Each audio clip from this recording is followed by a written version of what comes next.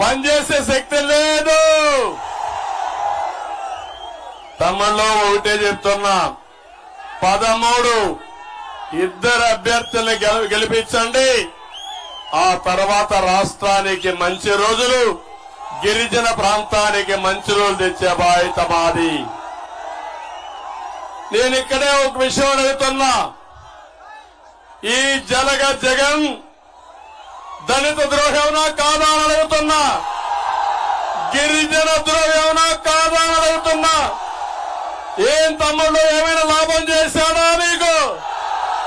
ఒక్క లాభం చేశాడా మీకు? మిమ్మల్ని మోసం చేసిన మోసకారి జగన్ అవునా కాదా? నేను అడుగుతున్న అన్ని సీట్లు గెలిపించారు గిరిజన ప్రాంతాల్లో. నేను కూడా బాధపడ్డా, కానీ ఆశపడ్డా. ఓటేసిన వాళ్ళకు పనులు చేస్తారంటే ఓటేసిన వాళ్ళని కాటేసే రకం ఈ జగన్. తమ్ముళ్ళు అభివృద్ధి జరిగిందా? ఒక రోడ్డు వేశాడా? ఒక స్కూల్ కట్టాడా? ఒక్కటంటే ఒక మేలు జరిగిందా అని అడుగుతున్నా.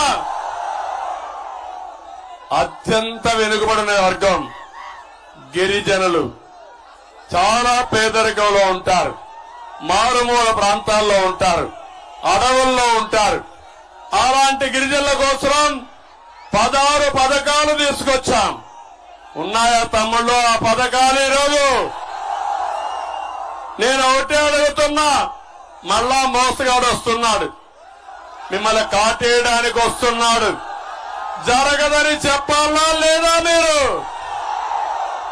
నేను అడుగుతున్నా, నేనున్నప్పుడు ఈ గిరిజన పిల్లలు బాగా చదివించాలనుకున్నాను.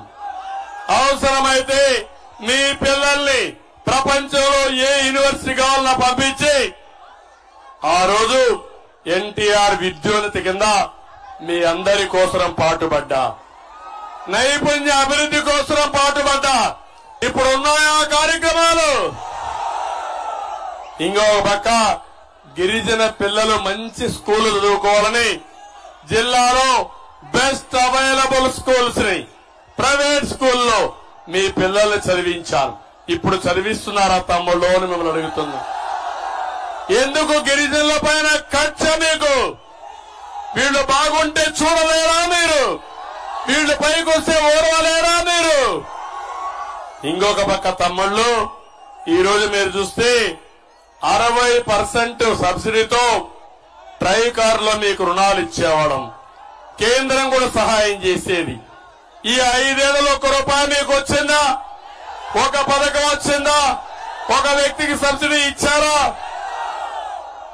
ఇంకొక పక్క నేను ఆలోచించాను, ఏజెన్సీ ప్రాంతంలో పేదవాళ్లు ఉంటారు, పౌష్టికాహారం సమస్య ఉందని ఆ రోజు మీరు చూస్తే ఫుడ్ బాస్కెట్ పథకం తీసుకొచ్చి, గిరి గోరుముద్దల పథకం తీసుకొచ్చి బాలింతల్ని పిల్లల్ని ఆదుకున్న పార్టీ తెలుగుదేశం పార్టీ.